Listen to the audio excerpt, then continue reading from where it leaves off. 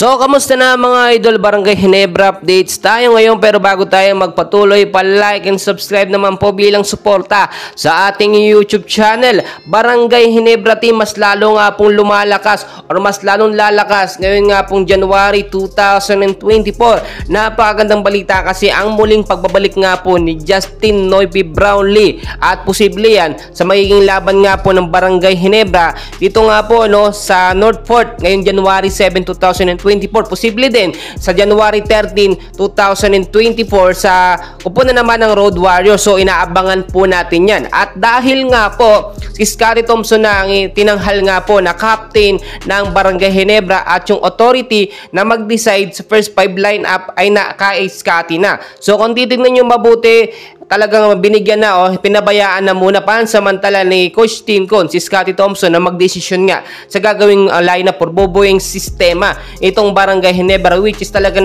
very effective naman nitong si Scottie Thompson sa Barangay Ginebra. Hindi naman lingid sa ating kaalaman na itong si Scottie Thompson ay marami ng knowledge sa pagko-coaching, Alam naman natin noon ay talagang may plano din siya maging coach ng isang kilalang mga team kahit hindi pa yan sa PBA, kahit noon pa man, Kaya napakalaking opportunity at hindi na po yung sasayangin ni Scottie Thompson yung pagkakataon na ito na maging captain nga po, pansamantala man lang ng Barangay Ginebra. At dahil nga po papalapit na itong si Justin Noype Brownlee na makapaglaro, lalakas sa sistema ngayon ng Barangay Ginebra, especially nakapokus itong si Scottie Thompson sa first 5 lineup ng Barangay Ginebra. Tulad ng ating sinasabi, kung nandyan si JB, papalitan niya talaga automatically itong si Tony Bishop, dahil si Tony Bishop naging import nga, pero aminado naman siya na hindi niya na-meet yung expectation po ng mga Ginebra fans, which is hindi talaga mapapantayan yung galing ni Brownlee. So ang sinasabi natin sa first 5 lineup adjustment nga po ng Barangay Ginebra,